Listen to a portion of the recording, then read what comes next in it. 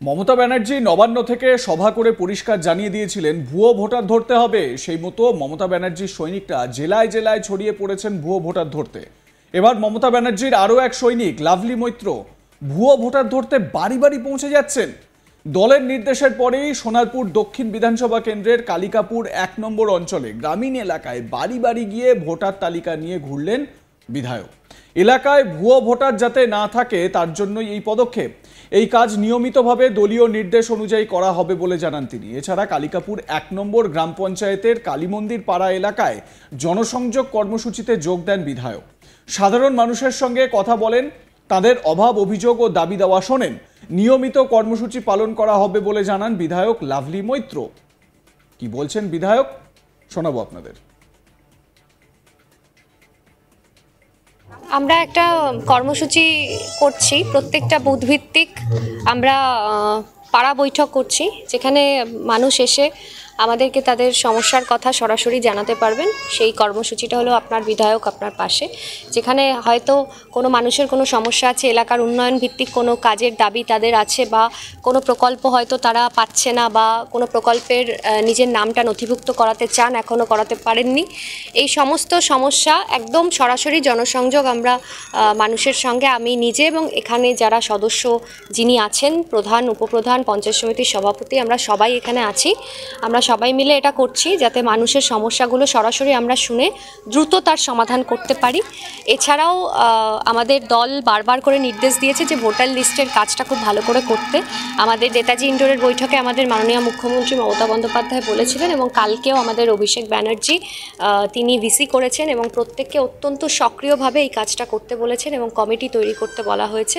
তো এখানে আমরা আজকে এইখানকার যারা আছেন এই বুথের, তারা সদস্য সমেত তারা নিজেরাই বাড়ি বাড়ি যাচ্ছে, এবং আমিও এসে তাদের সাথে যোগদান করেছি এই কাজটাতে। এবং অভিষেকদার নির্দেশ মতো, দিদির নির্দেশ মতো আমরা দ্রুত কমিটি করব। কমিটি করে যেভাবে দল নির্দেশ দিচ্ছে সেভাবে আমরা ভোটার লিস্টের কাজ করব। এবং এই যে চক্রান্ত বিজেপি করছে, যে ষড়যন্ত্র করছে, সেটা অবশ্যই আমাদের প্রত্যেককে আরও বেশি সক্রিয় হতে হবে, এবং প্রত্যেককে সক্রিয় থেকে একদম এই ভুয়ো ভোটার চিহ্নিত করতে হবে এবং সরাসরি প্রশাসনকে জানাতে হবে।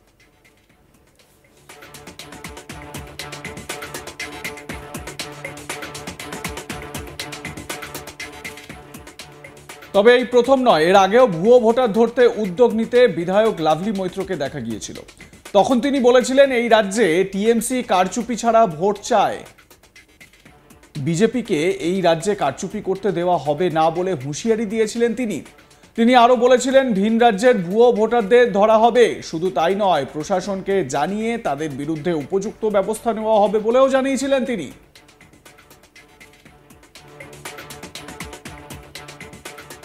আমার সহকর্মী প্রসেনজিৎ সাহা বিষয়ে তার প্রতিবেদনে কি বলছেন শোনাবো আপনাদের। তৃণমূলের second in command Abhishek Bandyopadhyay নির্দেশ দিয়েছিলেন যে বিধায়কদেরকে সাধারণ মানুষের পাশে যেতে হবে, সাধারণ মানুষের অভাব অভিযোগ শুনতে হবে।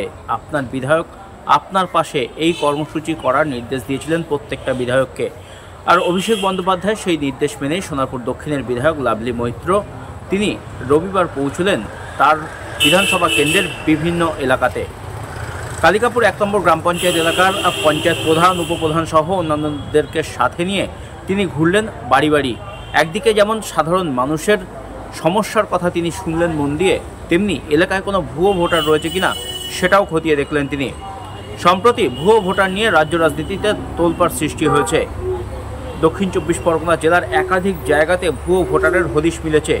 সেই ভুয়ো ভোটার খুঁজতে এই সোনারপুর দক্ষিণের বিধায়ক লাভলি মৈত্র তিনিও এর আগে একাধিক কর্মসূচি পালন করেছেন।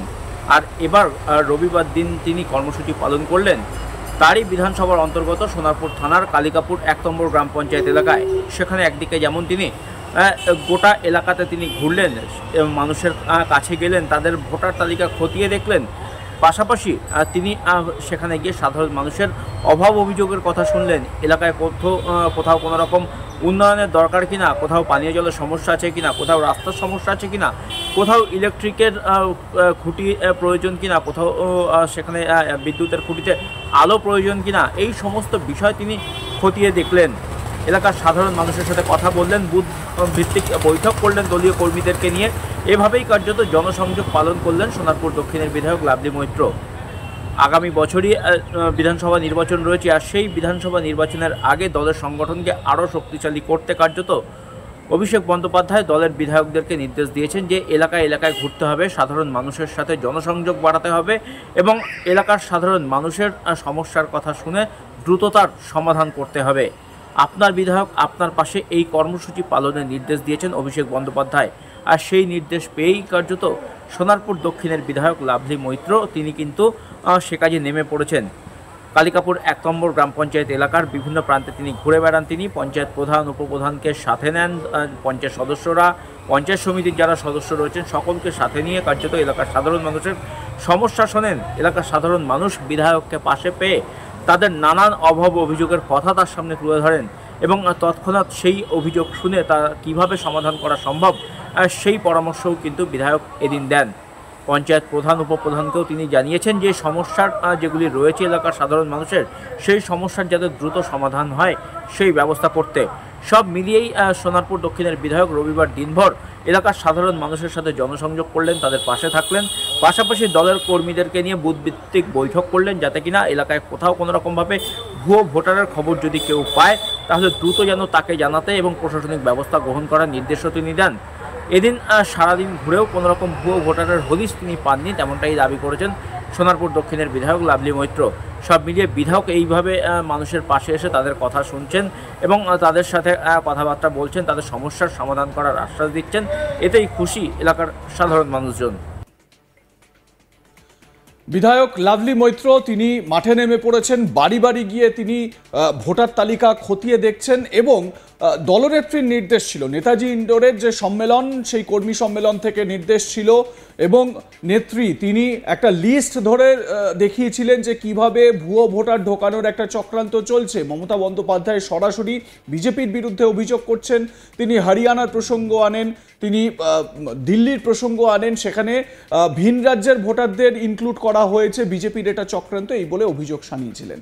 তারপর অভিষেক বন্দ্যোপাধ্যায় সম্প্রতি তিনি যে ভিডিও কনফারেন্সের মাধ্যমে বা ডিজিটাল কনফারেন্সের মাধ্যমে তিনি যে একটা সম্মেলন করেছেন বা কর্মী সমর্থক সেখানে উপস্থিত নেতা এবং যারা নেতৃস্থানীয় রয়েছেন, তৃণমূলের জেলা সভাপতিরা রয়েছেন, তাদের যে বার্তা দিয়েছেন সেই বার্তার পর দেখা যাচ্ছে যে নতুন উজ্জীবনা দেখা যাচ্ছে নেতাকর্মীদের মধ্যে এবং তারা কিন্তু মাঠে নেমে পড়েছেন। কিন্তু বিজেপি এদিকে পাল্টা অভিযোগ করছে এই ভুয়ো ভোটার ধরার নামে বিজেপির অথেন্টিক ভোটারদের বাদ দেওয়ার একটা চক্রান্ত চলছে। এ বিষয়ে আপনাদের মতামত কি জানাতে ভুলবেন না। দেখতে থাকুন আজ তাক বাংলা, সাবস্ক্রাইব করুন আমাদের ইউটিউব চ্যানেলটি, বেল আইকন প্রেস করুন নোটিফিকেশন পেতে।